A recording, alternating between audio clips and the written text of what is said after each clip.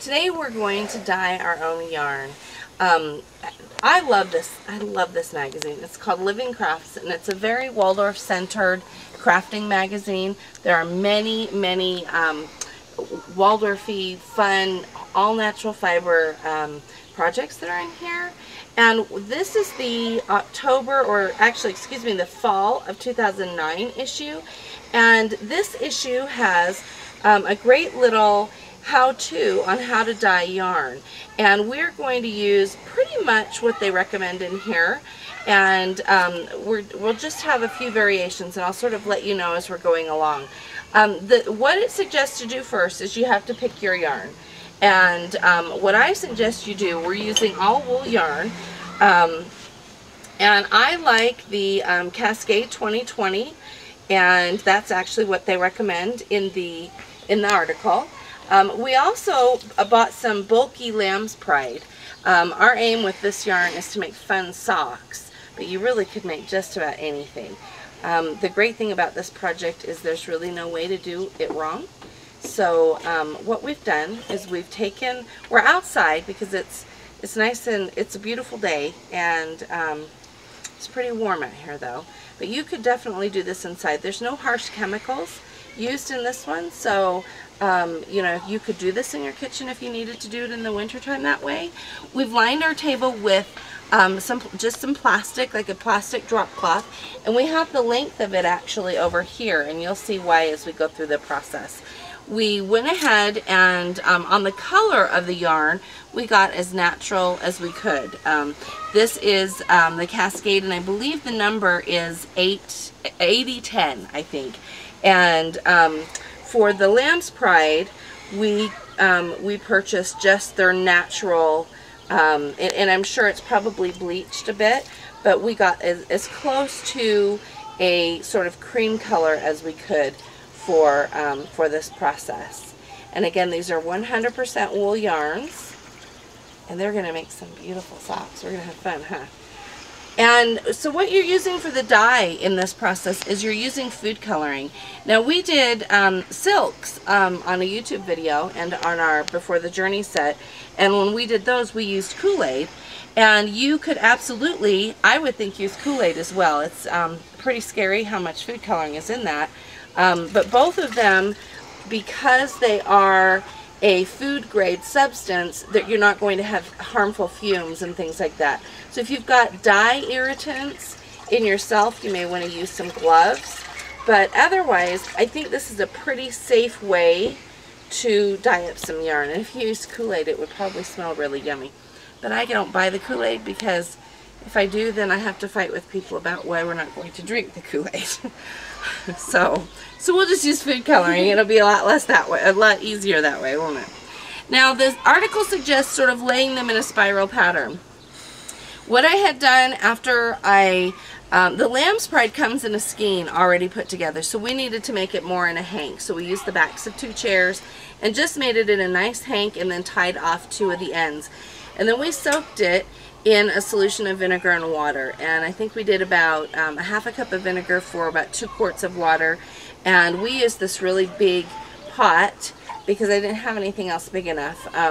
So this is a pressure cooker pot, but if you've got anything else you can use, I think a plastic tub would probably work, or even if you had to use several different ones, that would work as well. Okay, for the colors, what I really suggest, and you could really do whatever you want, food coloring comes in so many colors, and you can use the stuff you just buy that is the drops that you can buy at the grocery store, or you can even use the paste that you buy at the cake decorating store.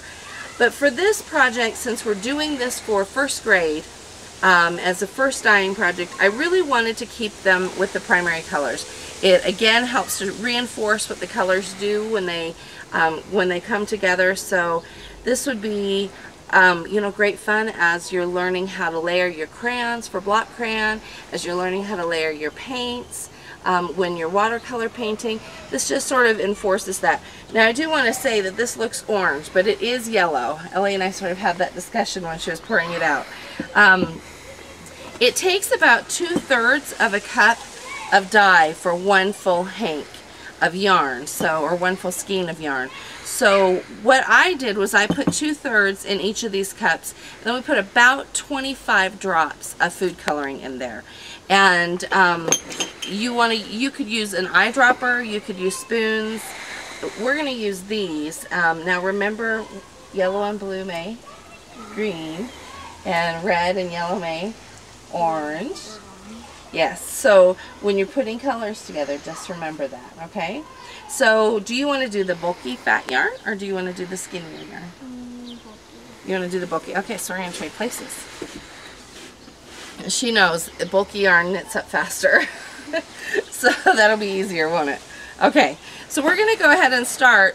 And the way the article recommends to do this, and I would do exactly the same, is to just have spoonfuls and sort of pour it onto your yarn.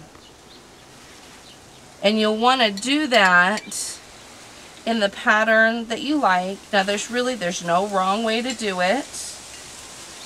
And again, you'll want to just be mindful of the colors that you put next to each other. So if we put blue next to this yellow, we'll probably get a pretty green. So it's a little bit like tie-dyeing. Okay, so we've got our dye on here, and we've gone ahead, and remember I said I had the tablecloth, or the drop cloth, sort of doubled up over here. I did that so that I could fold it over on top of our yarn. And then what you can do is you can just start to work it in, and then your hands don't get icky. You know, I was a tie-dyer for years, and had a business tie-dyeing, and my hands were always a mess. And so that's sort of a pet peeve of mine now. But go through and be careful not to make mud, so you just want to scrunch it. And it will take up a lot of the dye. Now I actually think we use too much dye here. But I think it's okay. Again, I don't think there's a wrong way to do this. I think all of them will turn out pretty. I think that's part of the magic of sort of a hand done yarn. And we sort of did some neon colors on this one. Now the next step that you're going to do is you need a way to heat set this so that it becomes color fast. You can heat set this in a variety of ways. In the article, they recommend heat setting it with steam. And if you do that, what you would do is you would take your yarn after you've sort of done this process of squishing squish it some more. Squish it. Pretty good. Of sort of squishing the color in there. What you would do is you would put it in a colander or a sieve and put it over some gently boiling water so that the sieve is not touching the water, and then go ahead and put a lid on top of it so you're creating steam. Another way to do it, and if you've got a microwave, I think this is a super fast way, and this is the way we're going to do it today, is to just heat set in the microwave. When we heat set in the microwave, you just use some Ziploc bags. And I think that you can do it either way. I know some people don't like using plastic bags. I think it's, you know, whatever your preference is. Both ways work. Yep, we're going to uncover it here in a minute. And then we'll go ahead and heat set them and rinse them off and leave them to dry in the sun.